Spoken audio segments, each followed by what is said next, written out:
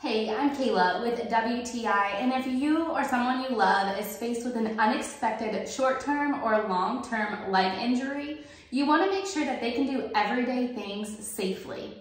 My husband had an unexpected leg injury, and it made it very difficult for him to safely get into our shower. In comes this amazing shower chair. Now, this gave us so much peace of mind, and it allowed him to be comfortable while utilizing the shower. What I really love about this chair is the safety features that it provides. So the bottom have really nice rubber feet, which made it perfect and non-slip once it was in the shower and the shower was wet.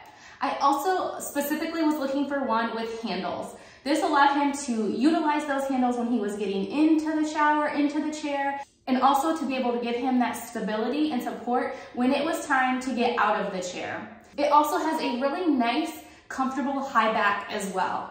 This chair really dries up nicely, so we move it in and out of the shower. It has holes in the seat which allows the water to drain through. The chair itself is durable but also lightweight. So if you're looking for a shower chair that will allow you to confidently get into the bath or shower and feel safe while doing it, this shower chair will do that for you.